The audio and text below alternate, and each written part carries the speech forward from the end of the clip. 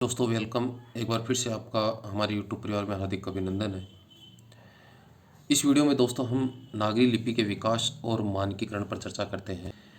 लिखित ध्वनि संकेतों को लिपि कहते हैं। लिपि किसे कहते हैं? लिखित ध्वनि संकेतों को क्या कहा जाता है? लिपि कहा जाता है। यानी लिखने का जो ढंग है वह क्या है? लिपि। लिखने का जो ढंग है वह क्या है? लिपि। हिंदी की लिपि है नागरी या देवनागरी। हिंदी की लिपि क्या है? देवनागरी। इसी प्रकार भारत में दो प्रकार की जो प्राचीन लिपियां प्रचलित है, ब्राह्मी लिपि और खरोष्टी लिपि। ब्राह्मी लिपि से ही देवनागरी लिपि का विकास हुआ है, जिसके आगे हम चर्चा करते हैं। अब देखिए, अंग्रेजी की रोमन लिपि, उर्दू की फारसी है और पंजाबी की गुरुमुखी है। भारत की दो प्राचीन लिपियां हैं, कौन सी? ब्राह्मी लिपि और खरोष्टी लिपि।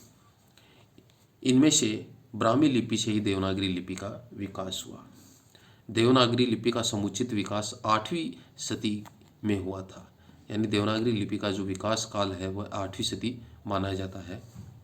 गुजरात के राष्ट्रकूट नरेशों की यह लिपि थी। कौन सी? देवनागरी लिपि गुजरात के राष्ट्रकूट नरेशों से संबंधित थी। डॉक्टर श्याम सुंदर दास ने देखो क्या सुझाव प्रचलित है इनका, बार बार एग्जाम्स में पूछा जा चुका है कि पंचम वर्ण के स्थान पर केवल अनुस्वार का प्रयोग किया जाए।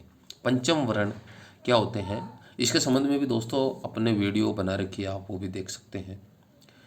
डिटेल रूप से हम इसमें यहाँ पर चर्चा नहीं करेंगे। पंचम वर्ण यानी हम पंच लिखते हैं, पंच, यहाँ पर च का अंतिम वर्ण यानी इसका जो नासिक ध्वनि अनुस्वार क्या होता है? ये होता है। तो हमें इसको इस तरीके से न लिखकर इसको हम बिंदु के रूप में भी लिख सकते हैं। यानी ऊपर व्यंजन के ऊपर जो बिंदु लगाते हैं, टिक लगाते हैं, उसके अनुसार भी हम इसको इस प्रकार से लिख सकते हैं। यह सुझाव डॉक्टर श्याम सुंदर दास ने दिया था। इसके साथ भी और भी सुझाव दिए गए थे, जिसकी चर्चा हम बाद में करते हैं। अभी देवनागरी लिपि में 53 वर्ण माने गए हैं। देखिए क्या क्या 53 वर्ण है। स्वर कितने हैं? 11, जिसमें ए, आ, ई, उ ये जो स्वर है ये माने गए हैं। अनुस्वार कितने हैं? 1 है, जिसके हम ऊपर चर्चा कर चुके हैं। डॉक्टर श्याम सुंदर दास ने इसके संबंध में सुझाव भी दिया था कि पंचम वर्ण के स्थान पर केवल हमें अनुस्वार का प्रयोग करना है, और ये अनुस्वार का चिन्ह होता है बिंदी। विसर्ग कितने हैं? 1 है, जो इसका चिन्ह है, ये विसर्ग का चिन्ह है, 2 बिंदी ऊपर नीचे होती हैं। स्पर्शी व्यंजन कितने हैं? 25 हैं। अंतस्थ व्यंजन कितने हैं? 4 हैं। स्पर्शी व्यंजन आते हैं कैसे? क ख ग घ ड़, यानी मैं तक आते हैं, कैसे लेकर मैं तक आते हैं। अंतस्थ व्यंजन आते हैं य, र, ल, व, 4 ही होते हैं। उत्सम व्यंजन 4 ही होते हैं। श, श, श है, ये 4 उत्सम व्यंजन होते हैं।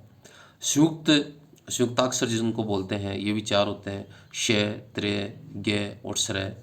द्विगुण व्यंजन जो होते हैं ये भी दो होते हैं, ड और ढ। अब ये जो नया जो व्यंजन शामिल किया गया है वह है ड़, जो नया व्यंजन है 1। इस प्रकार मिला करके देवनागरी लिपि में कुल वर्णों की जो संख्या है वो 53 हो गई है। पूर्व में हम 52 पढ़ते आ रहे थे दोस्तों, अब एक और जोड़ दिया गया है, ये नया व्यंजन जोड़ा गया है ड़। इसके कारण अब वर्णों की संख्या कुल कितनी हो गई है? 53 हो गई है। देवनागरी लिपि ध्वन्यात्मक लिपि न होकर अक्षरात्मक और वर्णात्मक लिपि है। यानी यह अक्षर में लिखी है। ध्वन्यात्मक लिपि न होकर ध्वन्यात्मक, इसको ध्वनि के माध्यम से बोला भी जाता है, साथ में इसको लिखा भी जाता है, अक्षरात्मक भी है वर्णा। देवनागरी लिपि का सर्वप्रथम प्रयोग है, उल्लेख है, वह जय भट्ट के शिलालेख में मिलता है।